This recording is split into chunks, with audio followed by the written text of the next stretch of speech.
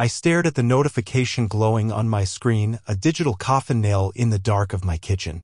11:42 p.m. The house was silent except for the soft hum of the refrigerator. Found someone worth living for. Your stuff is in Unit 27B at Westlake Storage. Code 6824. Money's mine for starting over. My name is Thomas Mercer. 52 years old, certified forensic financial investigator, and as of this moment, a man whose 16-year marriage was apparently over in fewer characters than a social media post. Beside the message was a receipt, $132,000 transferred from our household account to one I didn't recognize. Alicia was supposed to be on day 3 of a wellness retreat in Sedona. I set my phone down and sipped the last of my whiskey. Odd how calm I felt. Perhaps because deep down I'd been preparing for this moment longer than I cared to admit. The clues had accumulated like discrepancies in a fraudulent ledger, spontaneous professional development, trips that grew increasingly frequent, new perfumes that never seemed to fragrance her home, hushed phone conversations that evaporated when I entered rooms. I noticed everything. Noticing is what pays my mortgage. Yet I said nothing. Maybe silence was my first mistake. Or perhaps my real error was marrying someone who reduced my profession to boring numbers guy whenever we met new people.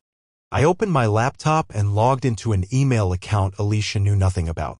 3 security alerts from my banking system, unauthorized attempts to access accounts she didn't even know existed. She was being thorough, I had to grant her that. I typed 2 words in reply to her message, understood. Goodbye. Then I called my sister Kate. Remember the contingency protocol we outlined during the tax fraud case last year? I asked when she answered. The nuclear option? Her voice sharpened immediately. Why? What's happened? Alicia just made her play. A pause. Are you sure? She's already transferred funds and cleared out the house. I'll meet you at the office in 30 minutes. I hung up and glanced at our wedding portrait on the mantel, the only photograph of us still visible in the apartment. Another warning sign I deliberately overlooked. I met Alicia Thornton at a charity auction for the local symphony. I was 36, rebuilding after a brief starter marriage, establishing my practice analyzing financial misdeeds for corporate litigation teams. Alicia was 32, electric with ambition and charisma, managing a boutique fitness studio and utterly disinterested in the intricacies of my work. Financial forensics sounds like watching paint dry. She'd laugh whenever I tried sharing case details.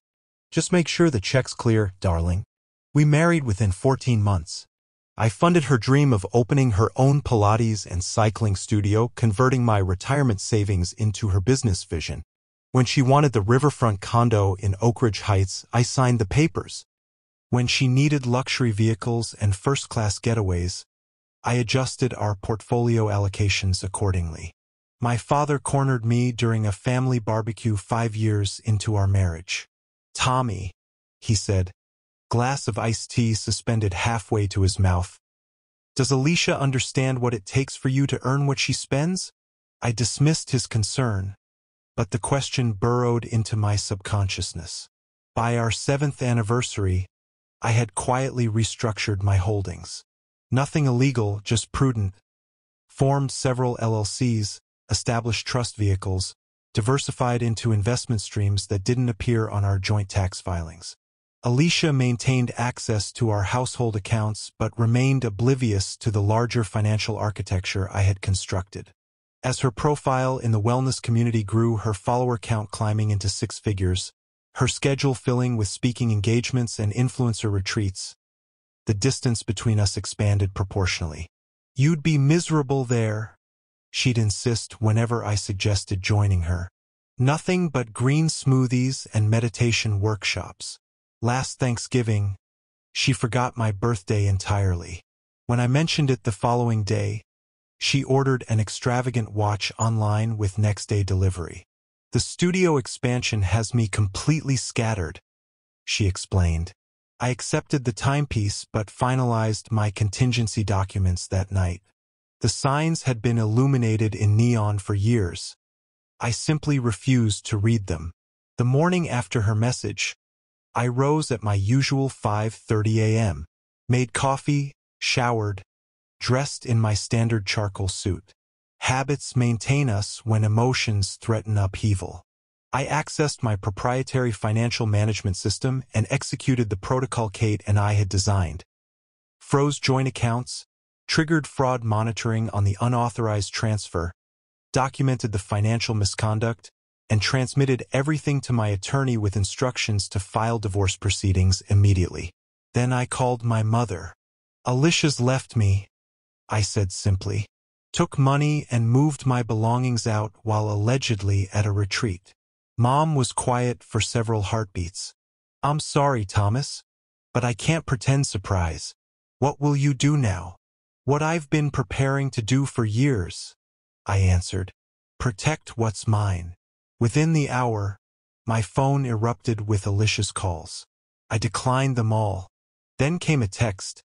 "WTF have you done? Accounts frozen and transfer reversed." I didn't respond.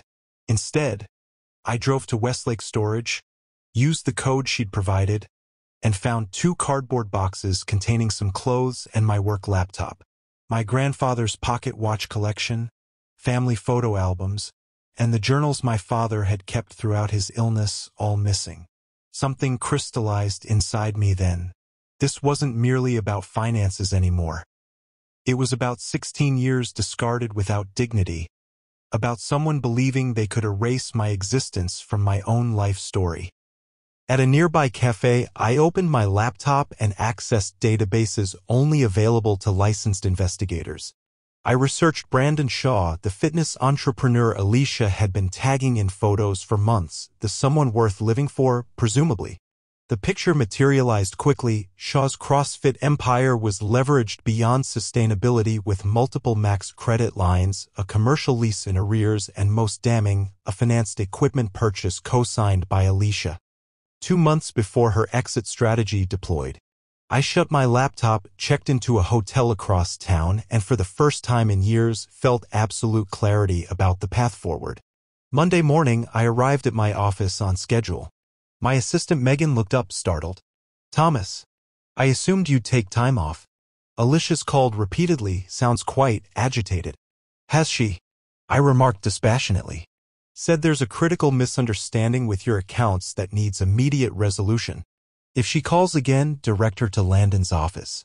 My attorney would handle things from here." By noon, Alicia had escalated to physical appearance. "Our receptionist buzzed my office. Your wife is here, insisting on seeing you." I walked to the lobby. Alicia stood there, workout attire impeccably coordinated, designer sunglasses pushed up on her honey blonde hair. She flashed the smile that had once accelerated my pulse. "Thomas, there's been a ridiculous banking error," she announced, loud enough for everyone to hear. "All our accounts are suddenly restricted." "Not an error," I replied quietly. "Unauthorized transfer of funds triggers automatic fraud protection. Standard protocol." Her smile faltered. "It was our joint account. I'm still your wife. You're my soon-to-be ex-wife who emptied our savings while informing me you'd moved out and found someone worth living for. That's textbook financial misconduct." Her voice dropped to a venomous whisper. "You cannot do this to me. I've already committed funds to a new property. Brandon and I have plans." "Yes, I'm aware of your arrangements with Mr. Shaw." Her complexion blanched. "You've been investigating me?" "I've been protecting myself from fraud." "There's a difference." "I'll fight this," she hissed. "I deserve half of everything we have." I met her gaze evenly. "Half of what's in those accounts, certainly. But you seem to be operating under a significant misconception about our total assets." Confusion flashed across her face. "What are you talking about?" "You'll discover that during proceedings," I said, then returned to my office. That afternoon, I received an email from Alicia's hastily retained attorney demanding immediate financial disclosure and threatening to expose irregularities in my accounting practice if I didn't comply. An amateur intimidation tactic, substantively hollow. I forwarded it to my lawyer with one instruction: proceed as planned. Instead, I went to the community recreation center, not Alicia's studio or Brandon's flashy facility, but the modest gym where I'd maintained my routine for years. I pushed through sets until physical exhaustion temporarily silenced mental turmoil, then returned to my hotel room. 3 days later, my attorney called. "We found something significant," she said. Alicia's been diverting money from your joint account for over 13 months. Small amounts initially, then larger sums. Destination? I asked, though I already knew. Multiple accounts, some personal, but primarily to a business LLC registered to Brandon Shaw. Nearly $95,000 total, using your joint funds as the source. Which means we can add financial infidelity to the filing, I concluded. I thanked her and disconnected. The confirmation stung despite my anticipation. Alicia hadn't simply left me for someone else. She'd been methodically planning her departure for over a year, financing her exit and her new partner's business with my earnings. That evening, a text arrived from an unknown number. Back off. Alicia deserves better than you. Don't make this uglier than necessary. Brandon Shaw entering the fray directly. Interesting development. The next morning, I visited my sister's cybersecurity firm. I need everything accessible through legal channels on Shaw Fitness LLC, I told Kate. Banking records, credit applications, business loans, anything public but difficult to aggregate. 3 hours later, we had our answer. Brandon Shaw wasn't merely financially overextended. He was functionally insolvent. His social platforms portrayed aspirational success while his business operations hemorrhaged money. The new equipment, location expansion, and promotional events were funded through increasingly desperate financing arrangements and, recently, Alicia's covert investments. But Kate discovered something Alicia couldn't have known. Look at this application, she said, indicating her screen. Shaw secured a business expansion loan 4 months ago, using gym equipment as collateral. That's standard practice, I noted. Yes, but look who co-signed. I leaned forward. The document showed Alicia's signature on a $212,000 equipment loan. She co-signed before leaving you, Kate said. But here's the critical detail. The loan specifies joint responsibility with her spouse. They leveraged your marital status for favorable terms. I stared at the screen. She encumbered my assets for his loan without my knowledge. Exactly. And there's more: 3 commercial credit lines, a vehicle lease and property rental agreement. All co-signed by Alicia. All secured against your marital assets. I stood and paced Kate's office. She has no comprehension of what she's done. Neither does he.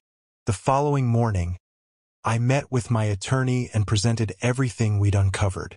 I want to move expeditiously, I instructed, before they realize the implications. She reviewed the documents and nodded. We'll file for emergency asset protection today. The loan fraud alone provides sufficient grounds to freeze everything pending divorce settlement. That afternoon, I drove to Shaw Fitness Center. The facility was sleek and industrial, motivational platitudes stenciled across exposed brick walls, Brandon's image prominent on all promotional materials. Inside, clients in premium athletic wear captured selfies between desultory exercise attempts. Brandon spotted me immediately. He was more imposing in person, 6 feet of cultivated muscle beneath a tight performance shirt, with the artificially whitened smile of someone whose appearance constituted their business model. He approached, hand extended. You must be Thomas, he said. Alicia has mentioned you. I'm certain she has, I replied, ignoring his hand. We need to speak privately.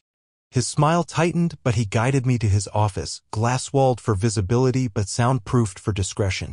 How can I help you? He asked, closing the door. I placed a folder on his desk.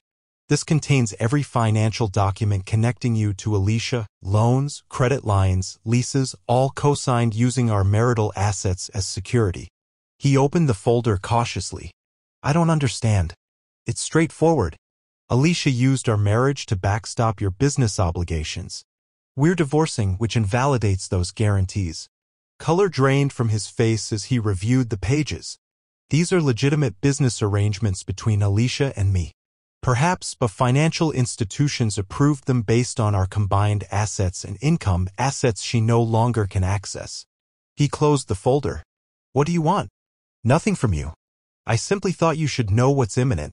The banks will be calling those notes due very soon. Alicia said you were wealthy, he said, voice hardening. That money wasn't an issue for you. Money was never the issue, I replied. Trust was. I stood to leave but paused at the door. One more thing. When Alicia vacated our home, she removed items of sentimental value, family photographs, my father's journals, my grandfather's watch collection. Things money cannot replace. He studied me for a prolonged moment. I'll see what I can do. I nodded and departed. The next day, a courier delivered a package to my hotel. Inside were the missing photographs, journals, and watches. No accompanying message. That same afternoon, my attorney confirmed the emergency asset protection had been granted. All shared assets would remain frozen until divorce finalization. I accessed my financial management system. Alicia had attempted to access our restricted accounts 23 times in 24 hours and tried to open a new credit line using our condo as collateral. Denied. My phone illuminated with her name. This time I answered. What have you done? She demanded, voice unsteady. The bank called in Brandon's loans. All of them. They're repossessing equipment tomorrow. That's unfortunate, I replied calmly. This is vindictive, Thomas. You're destroying him to punish me. I'm not targeting him at all. I'm protecting myself from fraud. You leveraged our marriage for his loans without my knowledge or consent. That's criminal. We can resolve this, she said, voice suddenly softening. Come home. Let's talk. 16 years of marriage, and she still believed I was susceptible to such elementary manipulation. There's nothing to discuss, I replied. The divorce proceeds, the fraud investigation continues, and Mr. Shaw learns an expensive lesson about proper due diligence. I ended the call and blocked her number. That night, I slept soundly for the first time in months. 3 weeks later, I sat in a conference room as Alicia and her attorney arrived for court-mandated mediation. She appeared exhausted, her designer ensemble and professional makeup insufficient to conceal evident strain. Her attorney spoke first. My client is prepared to be reasonable regarding asset division, despite the aggressive tactics employed thus far. My attorney smiled politely. That's reassuring, because the situation has developed. She slid a document across the table.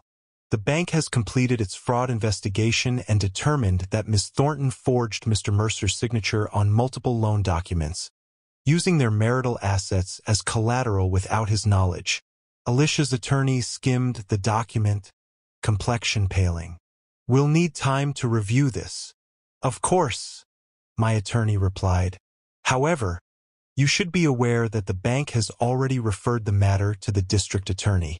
This meeting represents a courtesy before criminal charges formalize. Alicia stared at me, eyes widened. Criminal charges? Thomas, you can't be serious. I met her gaze steadily.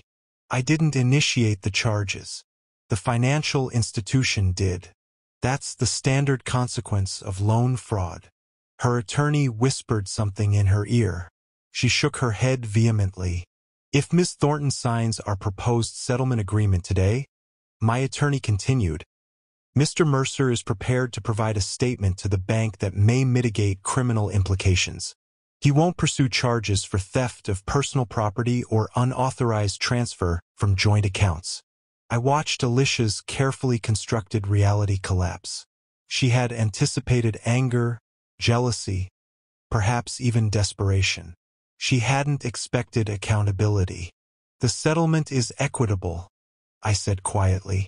You retain your studio, which remains profitable. You keep your vehicle and personal possessions.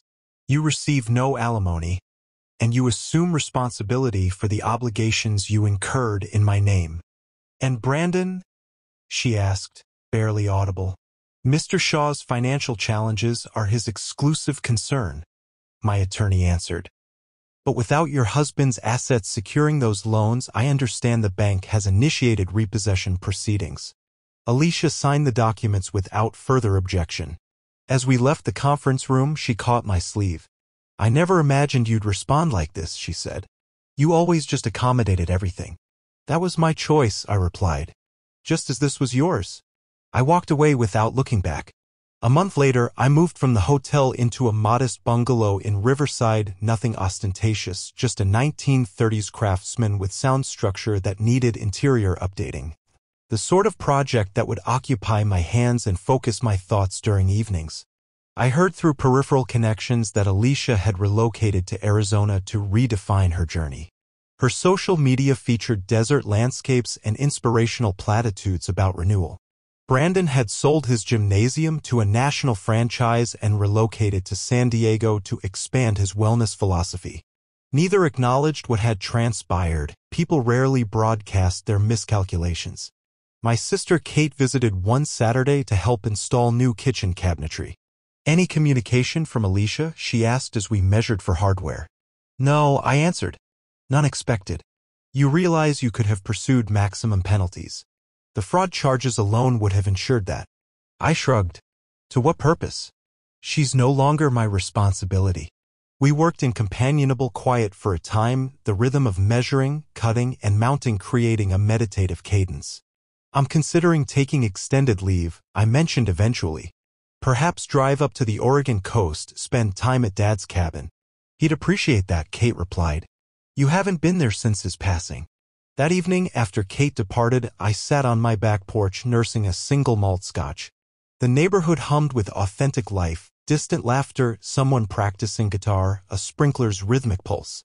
Different from the antiseptic luxury community Alicia had insisted upon. More genuine somehow. I contemplated the past 16 years, how I had permitted someone else to define my existence and value. How I had recognized warning signals but chose to disregard them. How when the moment of truth arrived, I had been prepared because some fragment of my consciousness had always anticipated this eventuality. I felt neither triumphant nor vindicated. I simply felt liberated. The next morning, I contacted my office and arranged a 3-week absence. Then I packed my SUV, secured the house, and headed westward. No itinerary, no expectations, just open highway and, for the first time in years, no invisible ledger of grievances requiring balance.